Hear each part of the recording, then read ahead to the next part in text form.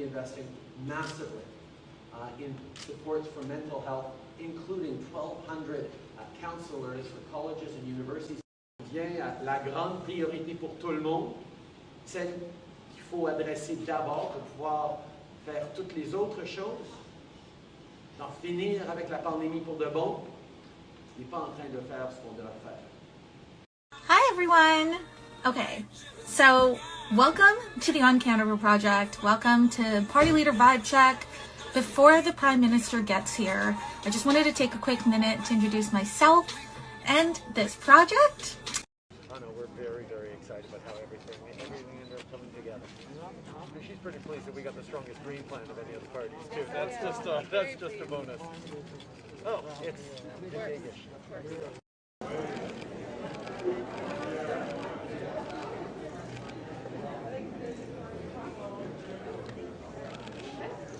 There we go. Le choix dans cette élection, ou bien on continue d'avancer, on en finit avec la pandémie, ou on revient en arrière avec M. O'Toole. Do we choose a government that understands and reflects our priorities, that builds towards a stronger future, that continues to stand up for what we believe in, or do we let the Conservatives take Canada back? Hi everyone! Okay, so welcome to the On Canada Project. Welcome to Party Leader Vibe Check. Before the Prime Minister gets here, I just wanted to take a quick minute to introduce myself and this project. My name is Samantha Krishnapillai. My pronouns are she and her, and I'm the daughter of a Tamil immigrant and refugee from Sri Lanka, a country south of India that is recovering from colonization. I'm not a journalist or an expert. I think of myself as a friendly neighborhood nerd and an active citizen. Last summer, during the first wave of the pandemic, I founded this Instagram account because so much of the messaging during the pandemic was only useful if you had a certain level of privilege. For example, not all of us could work from home, not all of us have our own bedrooms to isolate in, and not all of us have paid sick leave. So I wanted to do my part to help bring a compassionate and conversational tone to critical information to set up people for success. Over this past year, we organically grew this Instagram account from 0 followers to 125,000. No big deal, we're just amazing. The thing is, while this account might have initially been my idea, the incredible beast that it is today is a direct result of the kick-ass volunteers we have on this project. These are fellow millennials and Gen Z who join our project and challenge it to grow and do better. We evolve, learn, and unlearn together as a team. And it's not only how we show up on our grid, but also how we work internally. We actively work at decentering whiteness and working together in a way that lets us work together to create a better Canada and a better project and all of those fancy things. We're a team of young, scrappy, and hungry millennials and Gen Z. Right now we've got about 130 volunteers, but over the last 14 months we've had so many. Each and every one of us is volunteering, myself included, some of us close to full-time hours every week. I'm not joking. This is an incredible freaking team. And I wish that the live could have all of us because they're just, I'm so honored to just be able to be around them. The success of this project is a direct result of the badass team that isn't on this live, but honestly is way cooler than I am. So everyone from our project, like, let's do a virtual celebration, pep rally type thing later this month. Love you all so much. And while it's super exciting to have the Prime Minister join us today for the first of hopefully more Party Leader Vibe Checks, what our team is actually even more excited about is the way that we are hoping to move this passion project of volunteers into a sustainable social enterprise that will continue to disrupt the status quo. Check out oncanadaproject.ca/hire us for more on how you can work with a BIPOC-led organization that's taking a feminist business approach. So yeah, thank you. Thank you for everything, everybody. And as we sort of wait here for the Prime Minister to join us, I guess I'll talk a little bit more Oh my gosh, these are such great comments. But yeah, I'm really grateful for all of that, and I also want to introduce the vibe check a little bit as well. The vibe check isn't meant to be a traditional sort of situation in which we ask, like, what are your thoughts on climate change and what are your thoughts on this? Although those are really important questions, I invite you to watch all the incredible work being done that answers those questions. What we really wanted to do is suss out our leaders. Like, we wanted to know, you know, who are they? Why should we trust them with the future of our lives and our country? And how do we figure that out? So the questions we put together actually with a lot of you from our community, because we asked you questions months ago in a live. Anyways, it's fine. That really is what shaped it. And I think that's what's really exciting. So these questions are not going to be like, what's your thoughts on, I don't know, insert like climate change, because we know that these things change. And honestly, I don't understand the political system well enough to be like, why they change. I'd rather be like, hi, what have you unlearned? Tell me about your biases that you have and how you will, you know, systemically work to unpack those. And hopefully, you know, we'll get some genuine conversation in the same way that everything that we do on this account has been conversational and compassionate. I'm really hoping that that's what we'll get from not only the Prime Minister, but any other party leader that wants to join us. But yeah, they did tell me that he might be a little bit late, and I was like, okay, that's fine. I'll go on and be nervous with the community where I feel safe. And then hopefully soon he'll join, and then we can, you know, keep going with it. But yeah, I what else can I say? Oh, if you really love the work that we're doing, and you can't hire us because you're like a person and maybe you don't have a need to hire us, that you can financially contribute and help us pay for things like Canva. It's on our website, but yeah, those are the type of things that you can do to help us. But honestly, we're really, really just lucky to have the community that we have, and to have all of you work together with us, because while we write content, we also listen to so much of what all of you are saying. I think it's because we're the generation of people who grew up creeping others. So like, it's like so natural to be like, okay, so what are all these people saying in the comments, and looking at the public reshares and learning and keeping it all up to date. So, I think that has really helped us, figure out, these comments are so flattering and so distracting, you guys. You can contribute financially by going on our website. There's a contribute button on the top right. 10 out of 10 would love it if you could. And yeah, that would be really exciting. What else is going on in our lives? We also have a newsletter that we just launched. It's called the Cheat Sheet, for small talk around everything other than the weather. And you can sign up for that on our website as well. What else can I say? Yeah, I think, I don't know, this is really exciting, but like, what's more exciting is just like the work that we get to do with all of you, and to hang out with you regularly and connect. Oh damn, okay.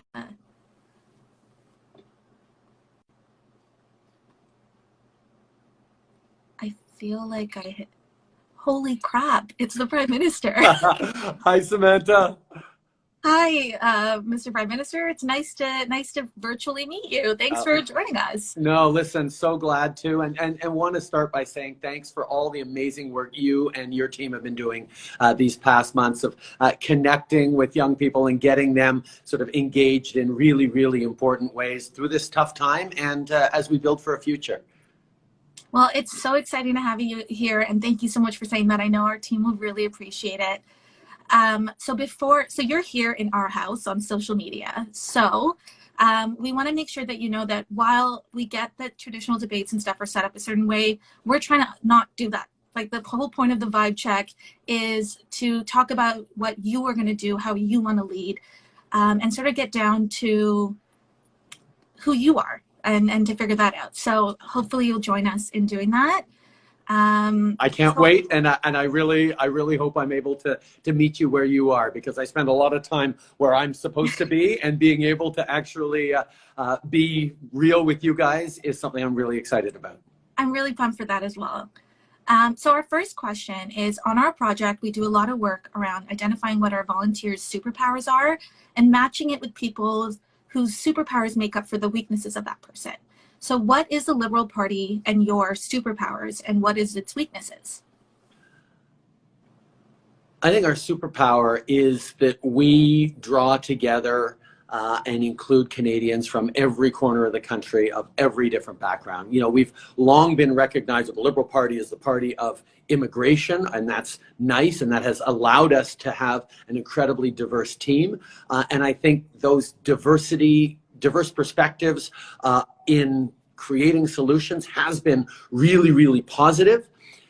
The weakness that goes with it, though, is we are a party that's been around for 150 years, and therefore the set in their ways approach, the history that we were in power when residential schools were being opened, we were in power when the St. Louis was turned back, we were in power when all sorts of dark moments of our country that didn't include people happened, and sort of figuring out how we can continue to be reinventing ourselves while taking responsibility and learning for, you know, what happened over the past 150 years that the Liberal Party was a part of, while saying, okay, now we're bringing in a whole new generation and a whole new set of perspectives to solve these challenges.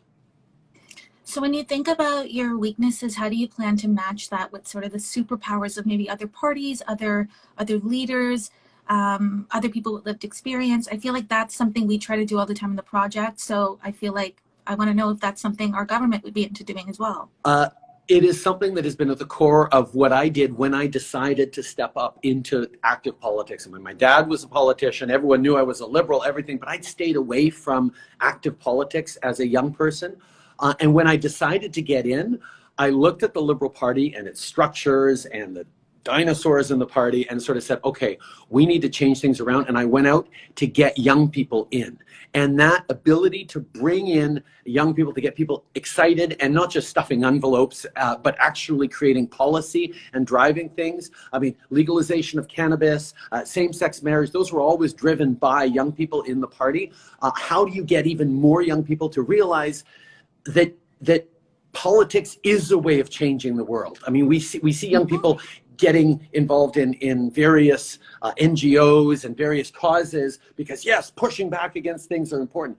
It's slower to change things in politics, but it's also really powerful, and it only happens if you get in young people. So for me, the way I've reached out is to bring as many impassioned, challenging young people as possible into the party to disrupt those systems that have been in place for too long.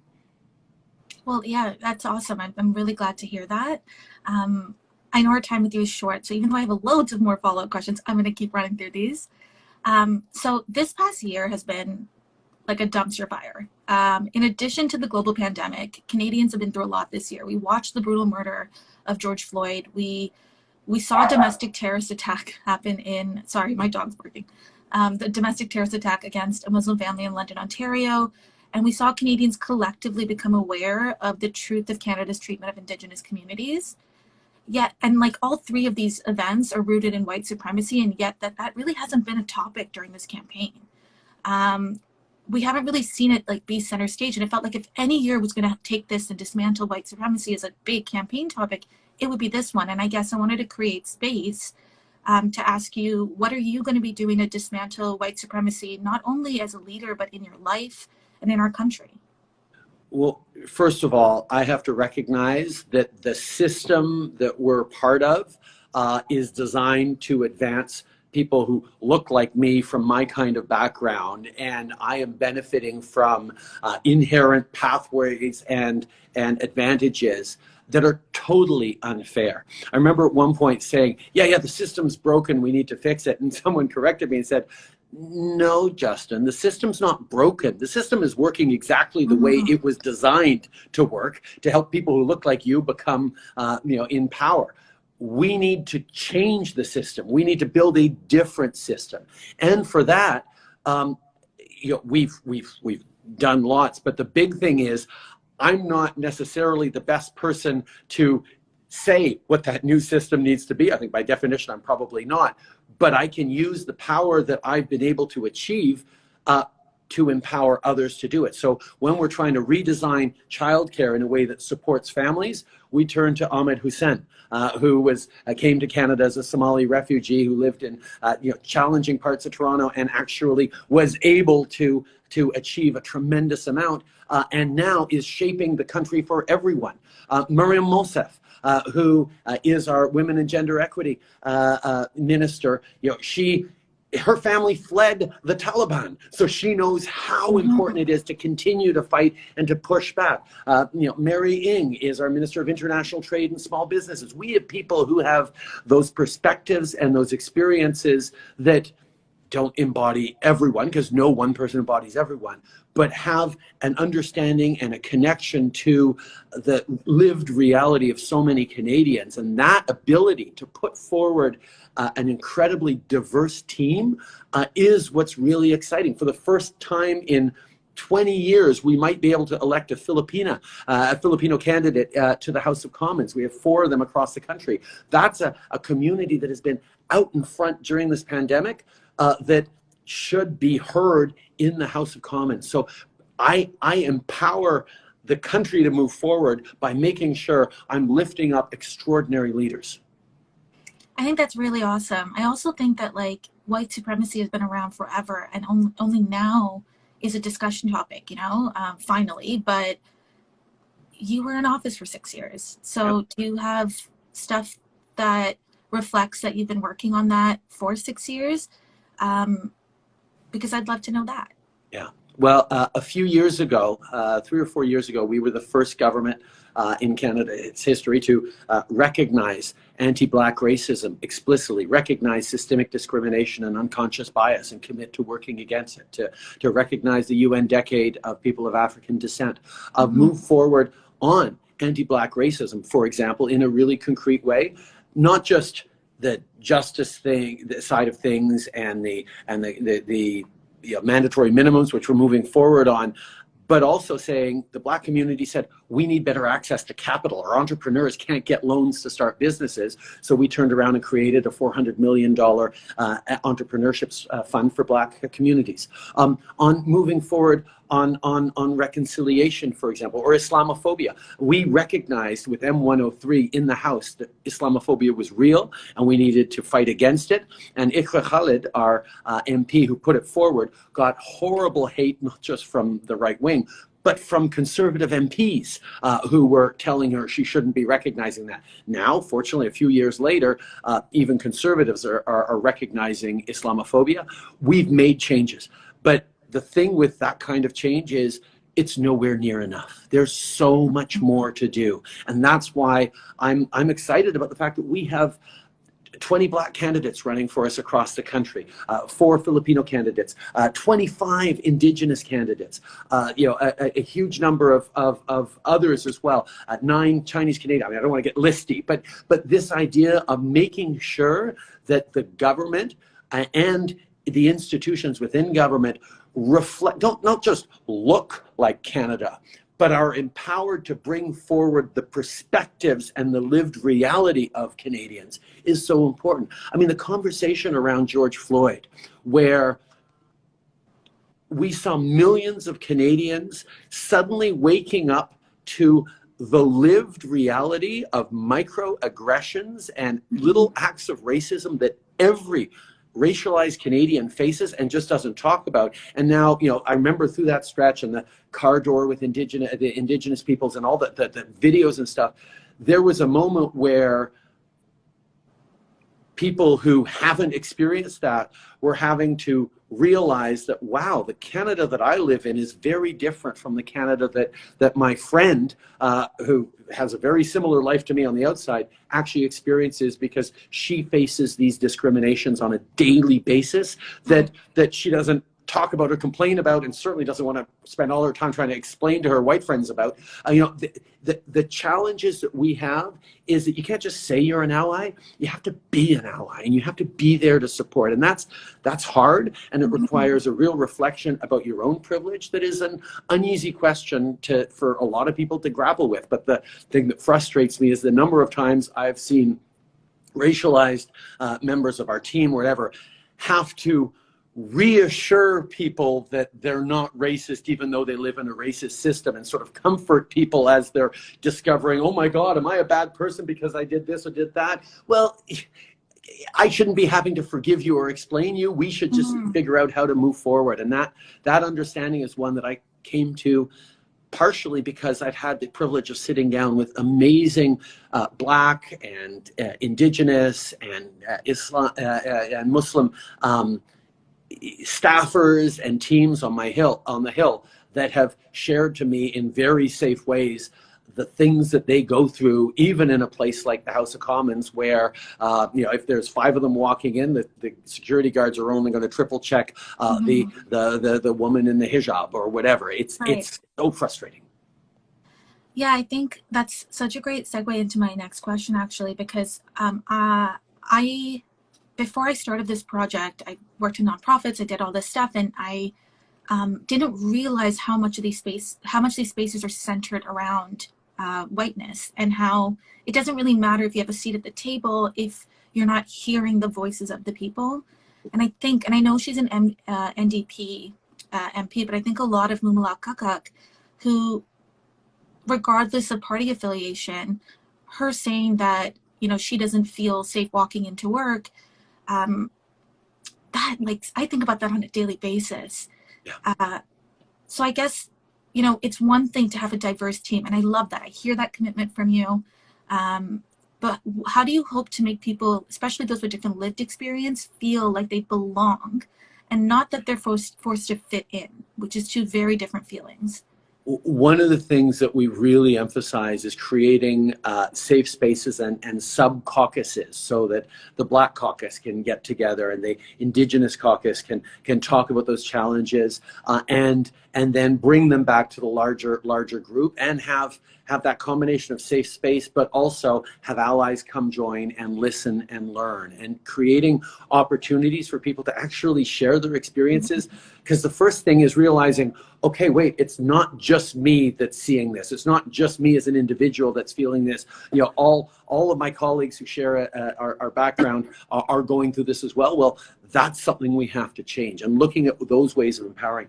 The other thing is, I have learned more by being able to sit down with those groups. After the Afzal family was murdered in London, I sat down with about 100 different young Muslim staffers across all different offices in our government, just to hear them, to hear their anguish and their fear, and the fact that, oh my God, this is the country that I work for, that I love, that I live, that I've been part of, that I was born in. And now I have to worry every time I go out with wearing my hijab or whatever, because I'm visibly Muslim, and I'm at risk from a tiny minority that doesn't represent the country. But at the same time, that hateful rhetoric is real, and it's spreading. And being able to hear that and hear the urgency on that is really important for me, but it's also important for them to be able to be heard, and to put forward concrete suggestions and recommendations on what we can do and what we need to do more and even faster.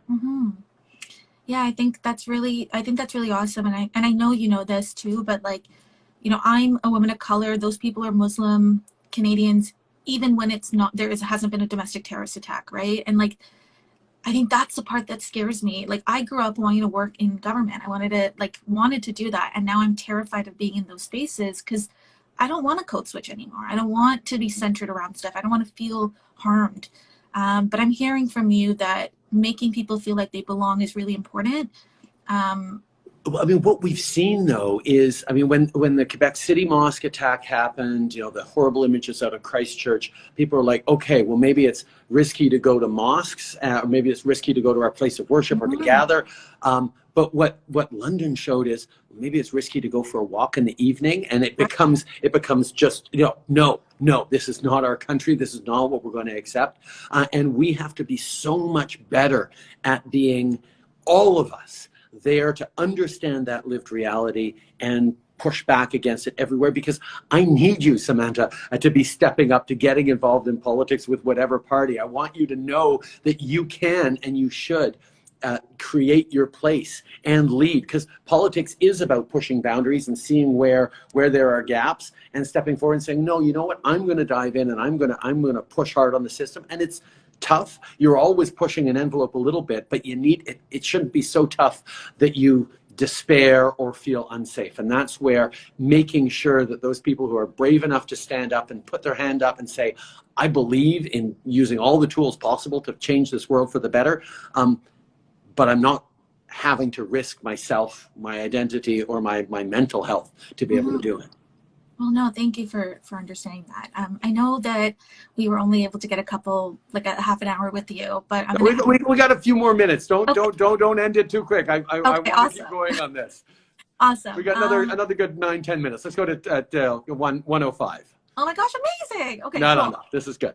How do you work to identify your own biases, and how do you plan on addressing them when you're making decisions? I listen. I listen. As many people remember, I was called out quite rightly for having done things in the past, including blackface and brownface, that were absolutely wrong. And it was a moment where I had to confront the fact that I did something that, regardless of intent doesn't matter. It was an action that hurt deeply people who thought I was an ally, who want to have me be an ally. And that grappling with the fact that even though I deeply believe and I'm comfortable knowing that I'm a good person and that I'm supportive and I'm an ally in all these different ways, I have massive blind spots like all of us do. And the only way to get through that is to acknowledge what mistakes you've made, listen to learn about the mistakes that you've made that you didn't even know you made and you don't know about, and be genuine about understanding the impacts and the meaning of it, but also what you can do to counter, not just atone for that mistake, but change the system that has people making mistakes like that. And it's not to absolve myself of any personal responsibility, but I am in a situation where I do get to change the narrative, that I do get to bring things forward and highlight things and have me be an example of someone who did terrible things and chooses to make it right by going at collective understanding of what is right and wrong. And it starts with listening, it starts with acknowledging, it starts with being vulnerable to the fact that you're not perfect, that no one's perfect, and we all have lots to learn.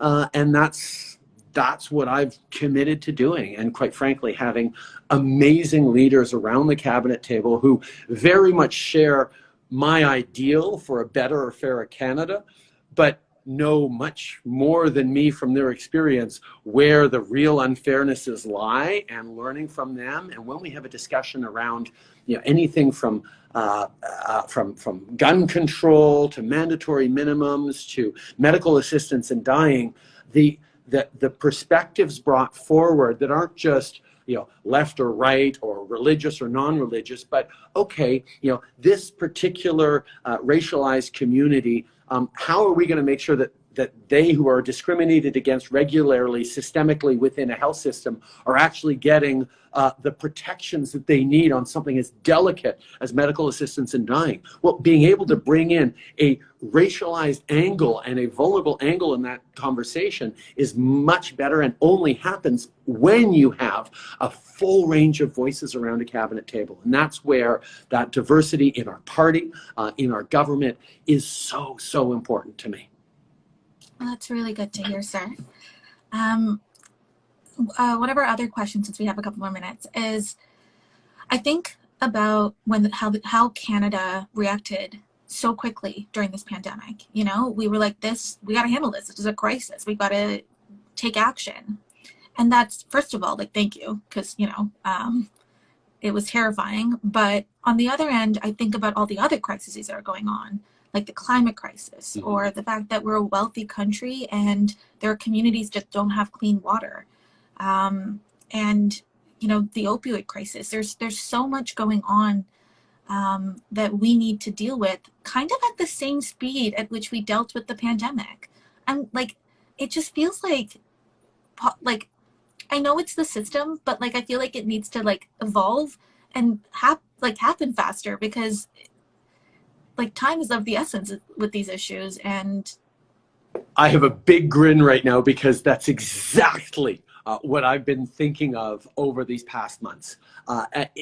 The fact is, I mean, you talk about the pandemic, and like, I'd come out of my house and talk to Canadians who were freaked out, as we all were, about what do you mean you're shutting down the economy? What do you mean I have to stay home? What do you mean I don't get to go to work anymore? It's like, oh my God, the world is ending. And we knew we had to both reassure and inform and be there. We got the CERB out right away. We supported people. We also moved forward when we got vaccines to specifically vaccinate northern communities faster than anyone else because of the vulnerabilities there. So we were thinking about that.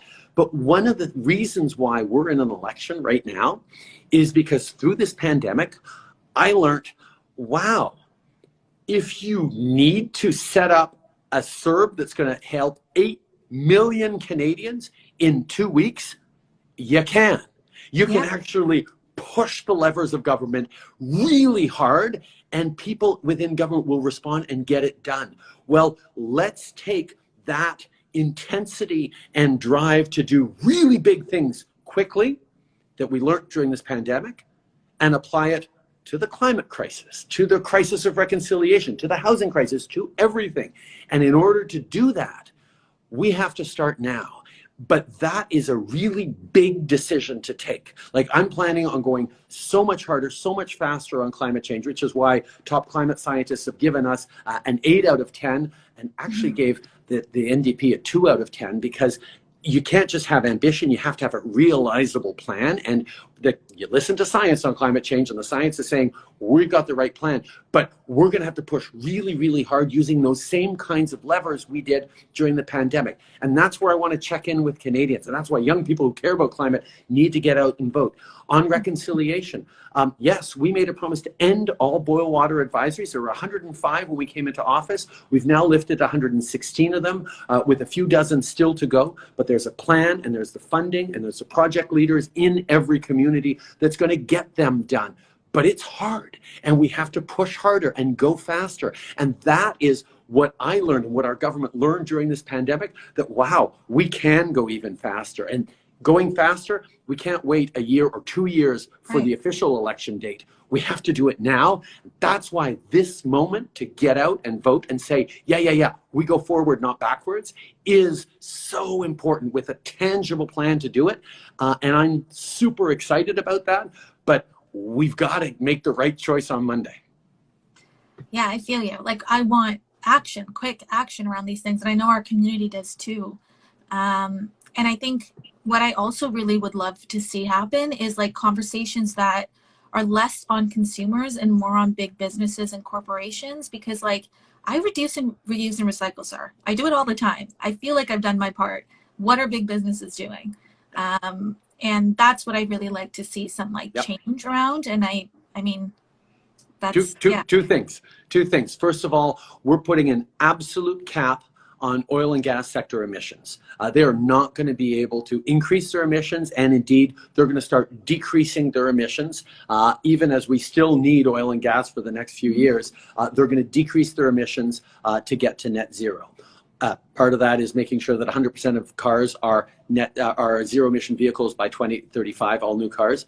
But the other thing we're doing is on plastics. We banned single-use plastics, and we're going to force companies that use plastics to put in place a recycling plan, a full circular economy approach, to make sure if you're selling someone a plastic bottle, you have to have a concrete and effective plan to get that plastic bottle recycled once they've ditched it wherever they've ditched it. And that is putting it on companies to show that leadership. And we're getting a bit of pushback, of course, but we need that solution, and Canadians are demanding it. And that's why we're pushing hard against against that that drive for profits over planet.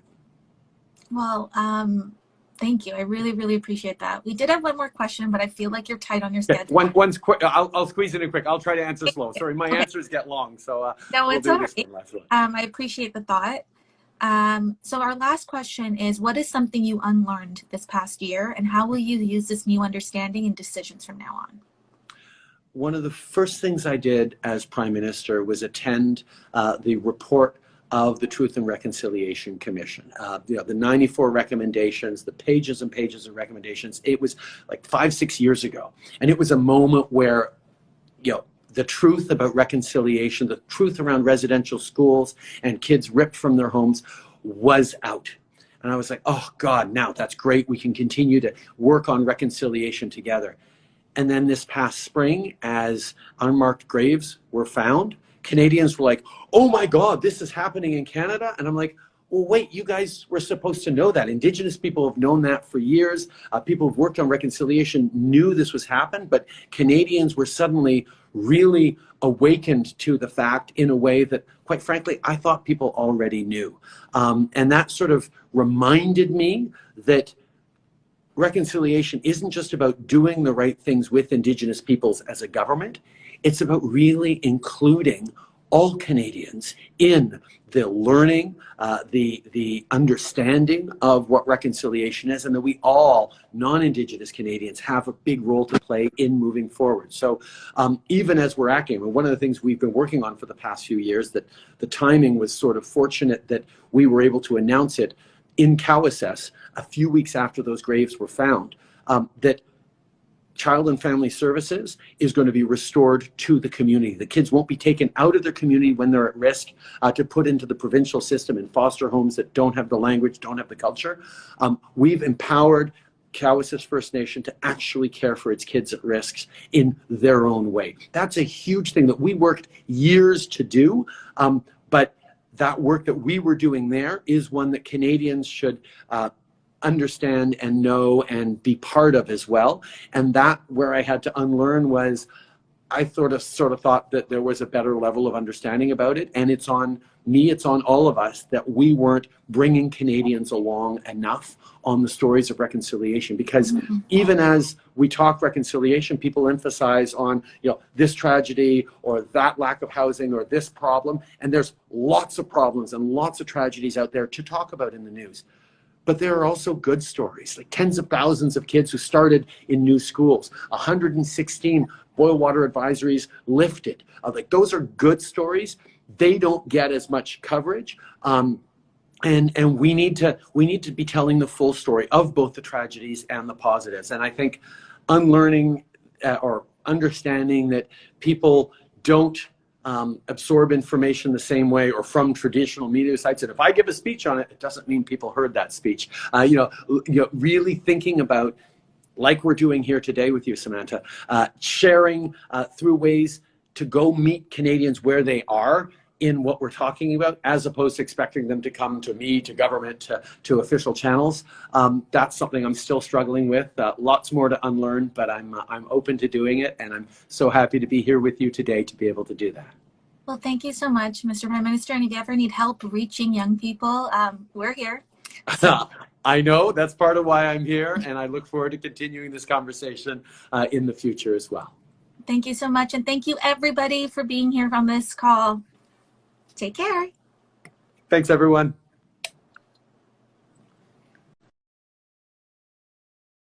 When you think about your weaknesses, how do you plan to match that with sort of the superpowers of maybe other parties, other leaders, other people with lived experience? I feel like that's something we try to do all the time in the project. So I feel like I want to know if that's something our government would be into doing as well.